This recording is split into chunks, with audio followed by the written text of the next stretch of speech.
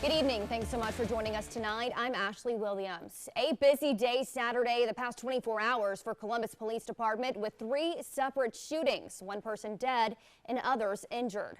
Now that first shooting on Victory Drive where 1 person was shot, we have reached out to CPD to get an update on the injuries but haven't heard back yet. Then later last night, 2 people shot on Singer Drive, killing 1 person and critically injuring another. Lastly, a person is recovering after being shot inside of a car in Midtown Columbus. Now that shooting on Singer Drive in Columbus claimed the life of 22-year-old Kyron Sharp of Phoenix City, critically injuring another person. Columbus police responded to the scene around 8 last night. We had a crew there saying they saw more than 30 evidence markers on the ground. Authorities say EMS responded to the scene and transported both shooting victims to the emergency room at Piedmont Regional. Sharp was pronounced dead at 8:37 p.m. last night. Police saying no arrests have been made in connection to the shooting. If you have any information, contact Corporal Zachary Cole or Sergeant Kyle Tuggle. We have those numbers on our website, WTVM.com. Of course, you can always remain anonymous. And staying in Columbus, a person is recovering after being shot inside of a car near Country Crossing Plaza and Midtown Shopping Center on Macon Road. We're told the driver of the vehicle sustained non-life-threatening injuries. Police say other passengers in the car were not hurt. The incident led to a large police presence and a road closure on Macon Road late last night around 10:30 or 11. No word on a suspect in this case. Then around 3:30 yesterday, a man was shot on Victory Drive near the Dollar General in the Victory Plaza Shopping Center. We're told this shooting victim was alert and talking. However, his condition is unknown. No word yet on any suspects in this case as well or a possible motive. If you have any information in any of these 3 cases, contact the Columbus Police Department immediately. A suspect is wanted by Columbus police in connection to an attempted kidnapping. Authorities say a woman was riding her bike on Peabody Avenue around 10:30 last night when a man tried to force her into his car. The man reportedly fired a pistol, but the victim was not shot. However, police say the suspect then struck the woman with that firearm. She was able to escape. She was transported to Piedmont Hospital for non-life-threatening injuries. We don't have a description of the suspect or the suspect's car right now. Of course, stay with News Leader 9. Both on air and online as we learn more details. Now for all updates on these stories and more, download our WTVM News app. It's free in the Apple and Google Play stores.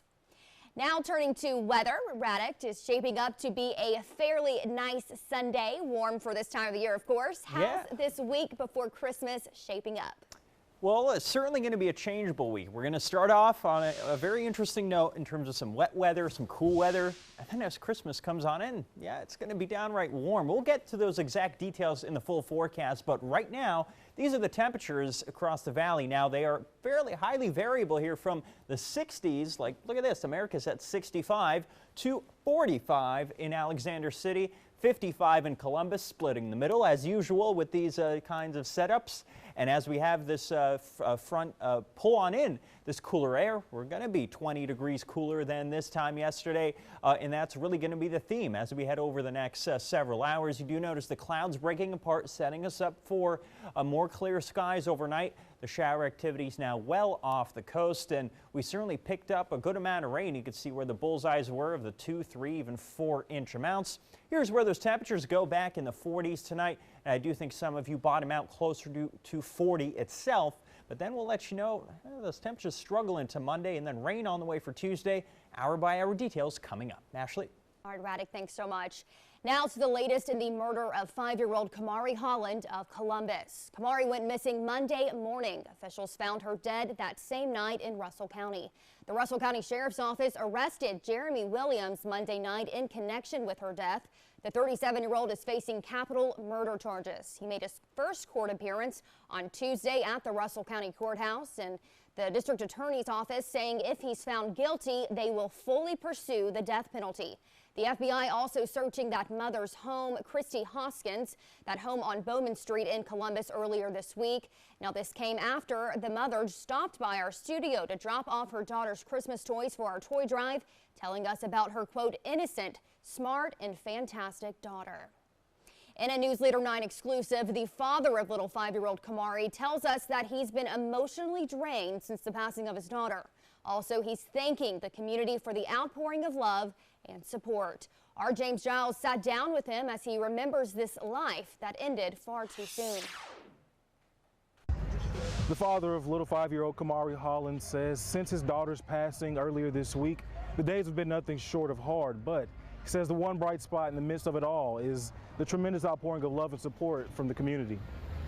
Say we love you, Kamari. Corey Holland says his life is an emotional roller coaster since his daughter, 5-year-old Kamari Holland, was raped and killed earlier this week in Phoenix City. Police say 37-year-old Jeremy Williams is responsible. Read what you saw. They brought him over to Alabama, because guess where they want? Where we want. What's that? You read between the lines. Williams is being charged with capital murder in Alabama. Per Alabama law, Williams will either face life in prison without parole or the death penalty.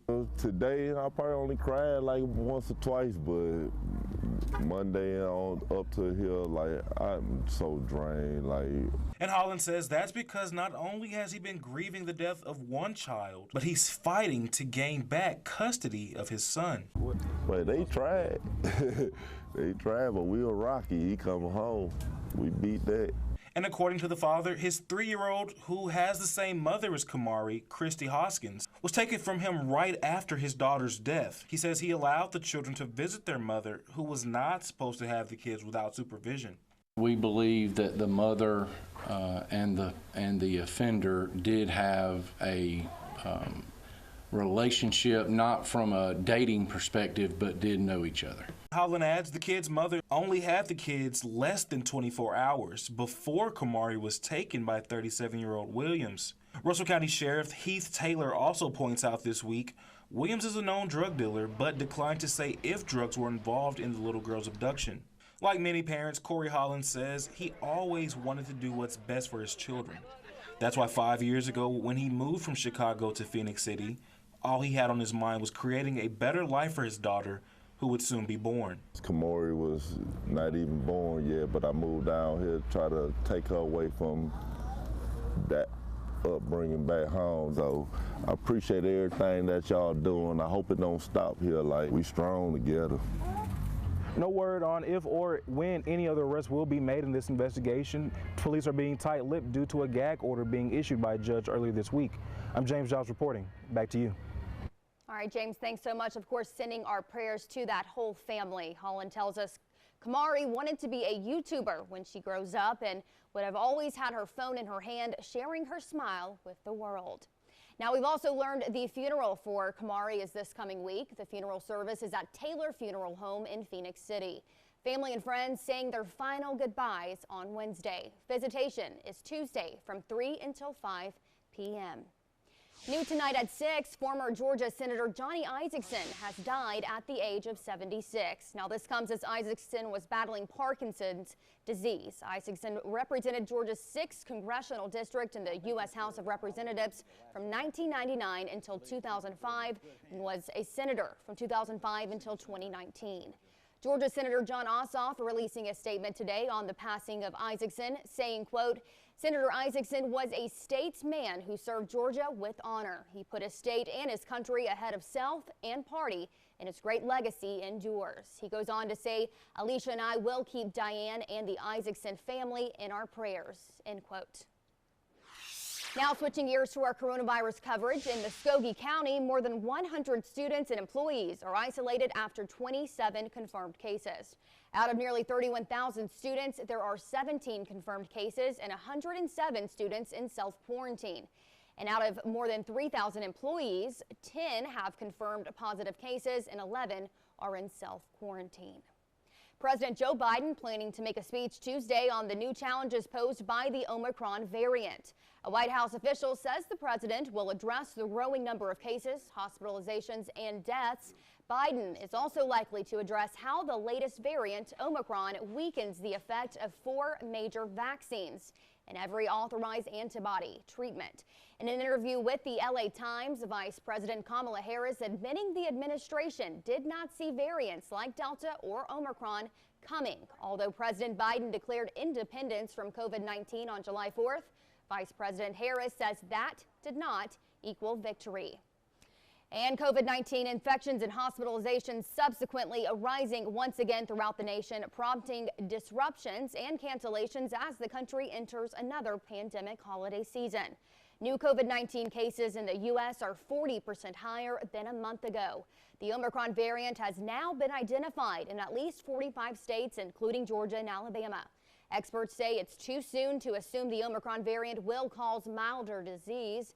According to the country across the country in states like Oregon, officials are warning of several illnesses and a surge in hospitalizations now that Omicron has been detected in the state.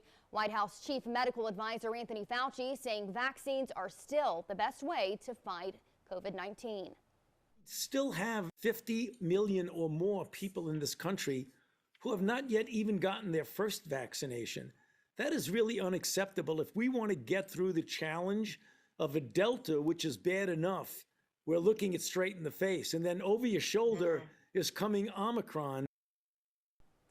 The Biden administration saying they scored a victory Friday in its court battles to enforce various federal vaccine mandates. An appeals court ruling the government can enforce a vaccine or testing rule for companies with more than 100 employees.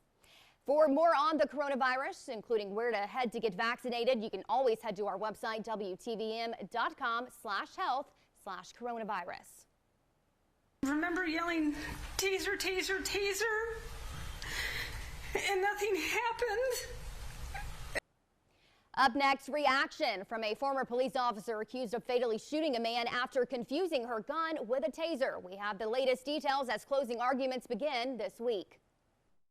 And here's Monday's Mike Slocum Law Firm Fish and Game forecast. A peak in the good category, 3 p.m. there into the afternoon. But we'll let you know when some wet weather returns and take a sneak peek at the holiday weekend coming up next weekend right after the break. Stay with us.